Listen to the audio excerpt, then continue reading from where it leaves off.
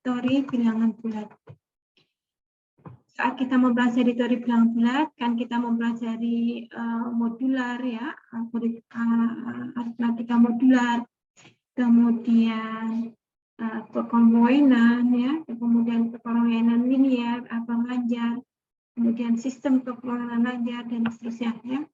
Nah, itu dipakai untuk apa ya? Salah satunya diantaranya adalah dalam pemanfaatan untuk penerbitan kode unik buku ya.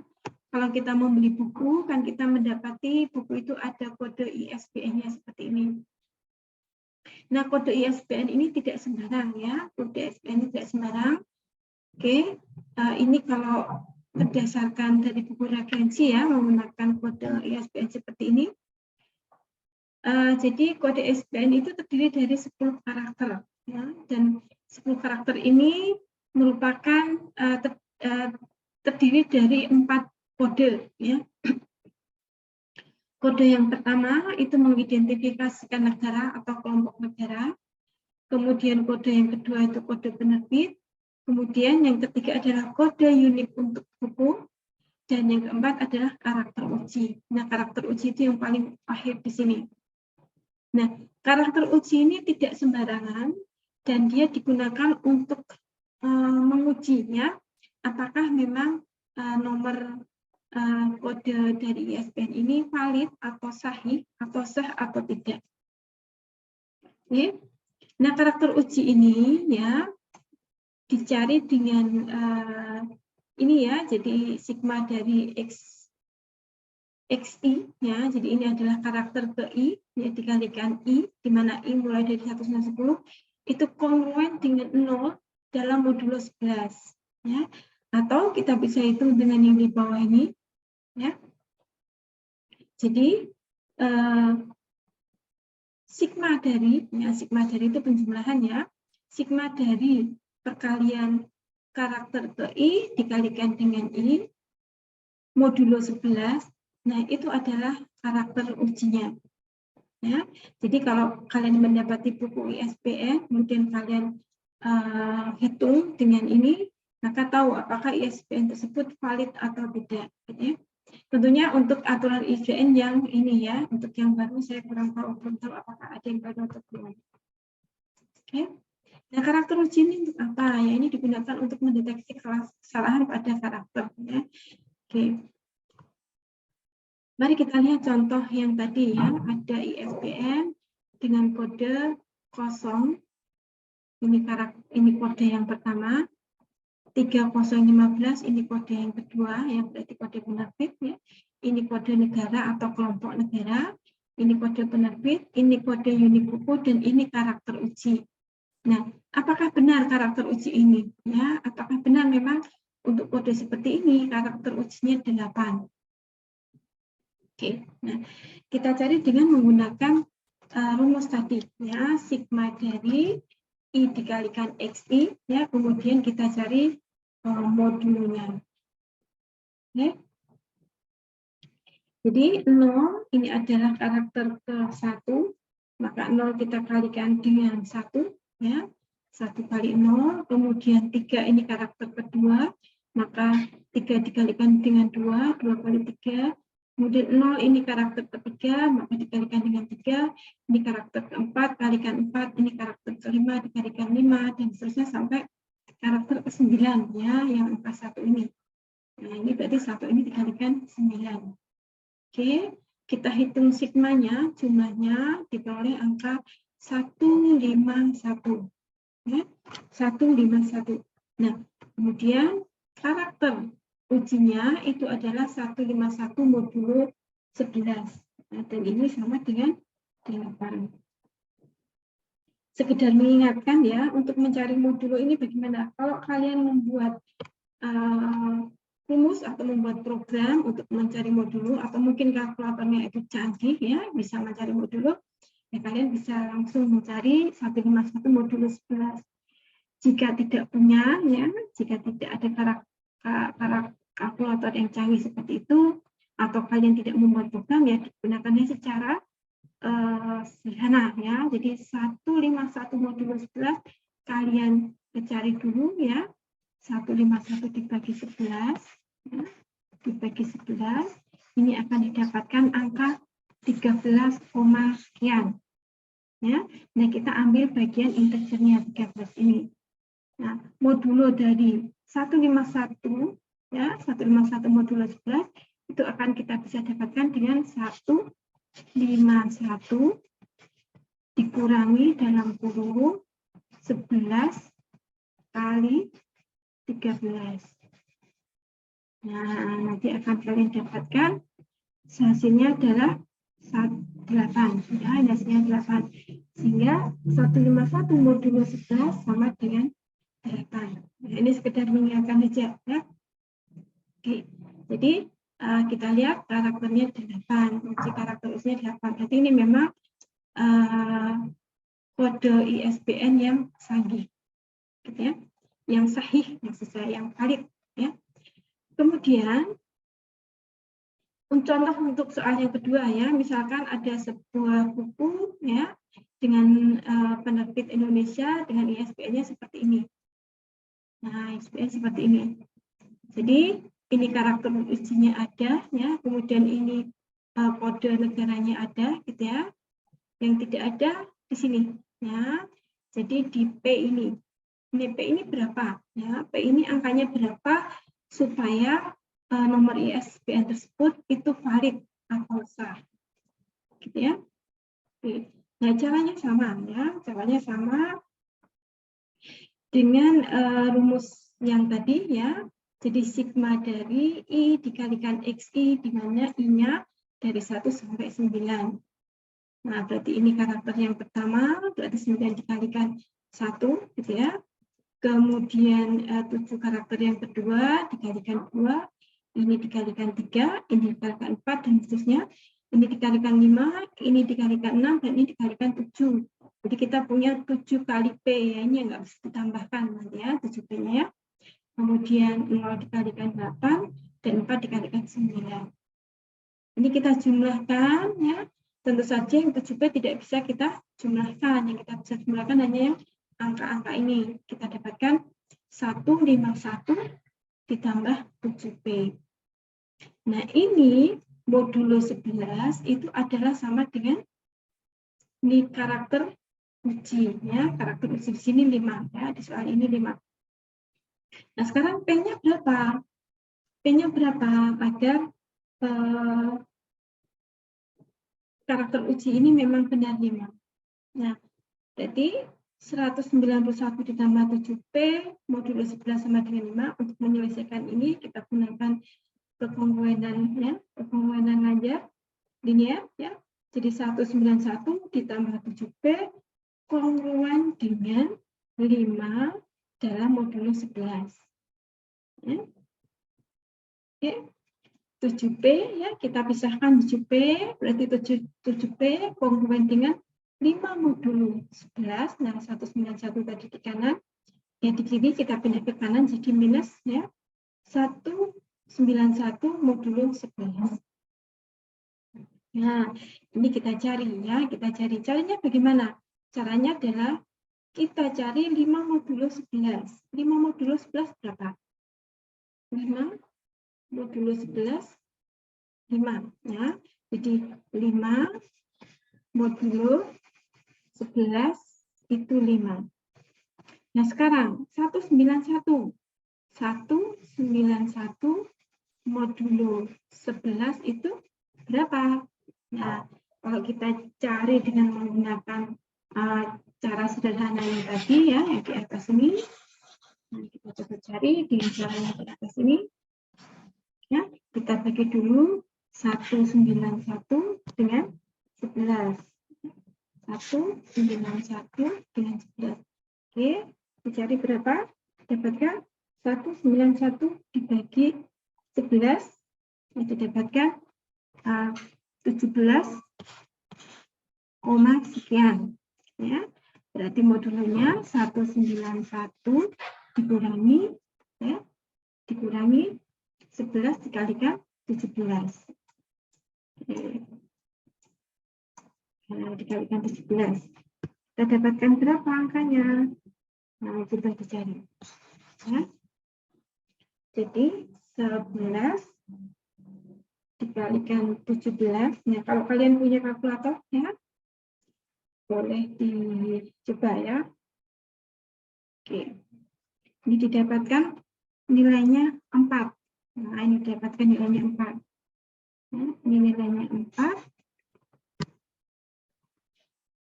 Nah, berarti 191 modulo 11 itu sama dengan 4. Nah, dari sini kita kurangkan ya, didapatkan 1. Ya. Maka 7P ya, 7P komplement dengan 1 modulo 11. Oke. 1 modulo 11. Nah, kemudian kita akan mencari P-nya. Nah, mencari P-nya kita gunakan rumus penyelesaian kongruen linear ya, kekongruenan linear. Maka P sama dengan 1 ditambah 11 kali K dibagi 7. Ini adalah P-nya. Cara menghitungnya adalah K ini kita coba ya, kita coba semua K yang nilainya integer. Mulai dari K sama dengan 1, K sama dengan 2, sama dengan 3, dan seterusnya. Ya. Jadi kalau K sama dengan 1, maka 1 ditambah 11, itu hasilnya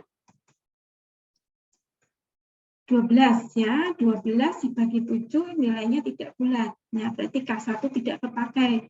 Kita pakai K2. K2 ternyata juga kita hasilkan tidak bulat di sini. K3, kata K sama dengan 3, ini juga belum bulat. Ya, dan seterusnya. Ketika kita pilih K sama dengan 5, ya, ketika K sama dengan 5, berarti ini 11 kali 5 itu 55, ditambah 1, 56, dibagi 7 sama dengan 8. Nah, ini sudah bulat. Nah, berarti P itu sama dengan 8. Ya. Jadi solusinya adalah nomor ISBN ini valid apabila P-nya ini angkanya 8. Oke. Nah, sekarang fungsi atau aplikasi yang kedua itu digunakan untuk algoritma yang disebut dengan fungsi khas. Ya. Jadi fungsi khas ini adalah fungsi yang ditujukan untuk pengalamatan, ya, pengalamatan suatu informasi atau data di memori. Ya. Jadi biar cepat kamu taruh mana, gitu ya, digunakan fungsi ini. Bentuknya seperti ini ya, notasinya. K dalam kurung K, ini fungsi khas ini sama dengan K modulo M. M ini jumlah lokasi memori yang tersedia. Ya, kemudian K ini kunci integer atau nilai datanya. Ya, boleh kunci, boleh integer, boleh nilai datanya. Nah, HK ini adalah lokasi memori untuk menyimpan, ya, untuk menyimpan data dengan kunci unik tadi atau nilai unik K tadi. Ya. Contohnya seperti ini. Ya.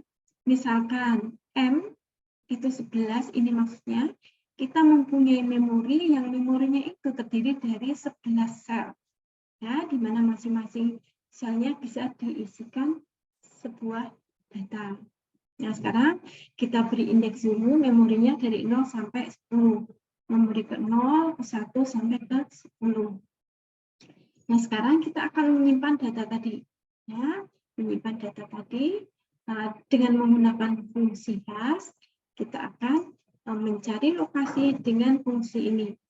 Ya, jadi untuk data 15 kita katakan kunci ya, karena dia menjadi dasar pemilihan lokasi ya. Data 15 itu akan kita masukkan dalam memori 15 modulo 11 karena kita memorinya hanya ada 11 selnya. Ya. 15 modulo 11 sama dengan 4. Ya. Oke. 15 modulo 11 sama dengan 4. Ya. Kemudian ya. Jadi 15 ini akan kita simpan di lokasi memori indeks ke-4 yang di sini. Ya. Kemudian data yang kedua 558 ya. Itu kita akan simpan di 558 modulo 11 sama dengan 8. Nah, berarti ini kita simpan di sini. gitu ya. Demikian seterusnya ya, sampai ke data yang terakhir, H5. 5 modulo 11 sama dengan 5, berarti dia disimpan di lokasi ini. Nah, dalam menentukan lokasi dengan menggunakan fungsi hash, itu ada kemungkinan data yang sama itu akan sesuai dengan fungsi hash yang akan diisikan pada memori ya, yang sebenarnya lokasi tadi sudah terisi ya. Misalkan ya 257 modulo 11 itu 4. Padahal tadi lokasi memori 4 itu sudah terisi. Maka dia akan dimasukkan ke lokasi memori yang berikutnya 5. Nah, ternyata 5 juga terisi. Nah, sehingga kemudian disimpan di lokasi yang berikutnya, di sel memori yang ke-6. Ya. Jadi untuk mengatasi bentrokan, ya, maka mencari sel yang tidak terisi untuk indeks yang lebih tinggi berikutnya. Ya. Jadi tidak mencari di 3, 2, 1 tidak, tapi dia mencari di memori yang besar indeksnya 5, 6, dan 10. Kemudian satu lagi contoh untuk pemanfaatan ya algoritma modulo tadi, yaitu dengan pembangkit bilangan acak. Ya, tapi bilangan acaknya ini acak yang pseudo random ya. Jadi bukan yang random benar ya, benar-benar acak, tapi pseudo random yang disebutnya seperti itu. Kenapa ya? Karena memang ini tidak sangat acak ya.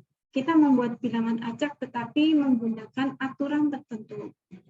Ya, dengan menggunakan aturan tertentu, ya, di sini aturannya atau pembangkit tadi disebut dengan linear congruential generator atau LCG, ya, LCG. Ya. Nah, jadi kita membangkitkan bilangan acak dengan aturan ini. Ya, rumusnya adalah xn, itu bilangan acak ke n, gitu ya, bilangan acak ke n sama dengan a dikalikan xn min 1, jadi a dikalikan bilangan acak sebelum xn tadi ditambah dengan b atau c ya, kadang-kadang ada yang menuliskan ini c, tidak masalah ya. Oke, modulo m. Nah ini kita pakai c saja ya, karena rumus IPO itu c. Ya. Ini C ya, ini kita pakai C saja ya. Xn adalah bilangan acak ke n, dari deretnya xn min 1 bilangan acak. Sebelumnya A adalah faktor pengali, B increment ya, dan M modulus. Ya. Kemudian kita memerlukan satu awal ya, satu nilai awal untuk bilangan random ini disebut dengan x0 atau disebut dengan bilangan umpan ya. Oke, ini saya ganti dengan C ya, ini C saja. Oke. Ini juga saya ganti dengan C ya. Nah, karena ini ya. Jadi ada syaratnya ya, bilangan pengali itu dia terletak di antara 2 sampai M. M tadi modulonya ya, nilai modulonya. Kemudian bilangan increment itu terletak antara 0 sampai M. Dan bilangan X0, ini bilangan awal ya, bilangan random awal, itu terletak dari 0 sampai M. Nah, contohnya di sini ya, contoh soalnya, tentukan bilangan pseudo random ya, yang di-generate atau dibangkitkan dengan menggunakan LCG tadi ya, linear congruential tadi ya, dengan modulusnya 9, multiplier atau pengalinya itu 7, dan increment atau ya increment itu 4, dan seed umpan atau bilangan acak awal adalah 3. Nah, kita cari dengan menggunakan ini tadi ya, dengan menggunakan rumus tadi. Xn min 1 ya, x1 ya, sama dengan 7xn ya. Jadi kalau tadi ini xn, ini xn min 1 ya sama aja ya, ini xn plus 1 ini xn gitu ya. Oke, 7xn ditambah 4, jadi 7x0 ditambah 4, tapi ini dikurung ya, ini dikurung ya. modulo 9. Ya. X0-nya 3, berarti 7 kali 3 ditambah 4, modulo 9. 7 kali 3, 21. Ditambah 4, 25. Ya. Sehingga X1 atau bilangan random yang pertama adalah 25 modulo 9. Sama dengan 7. Nah, demikian ya, seterusnya kita cari sampai misalkan diminta sampai 9 bilangan random. Nah, kita dapatkan angka ini. 7, 6, 7, 8, 6, 1, 2, 0, dan seterusnya.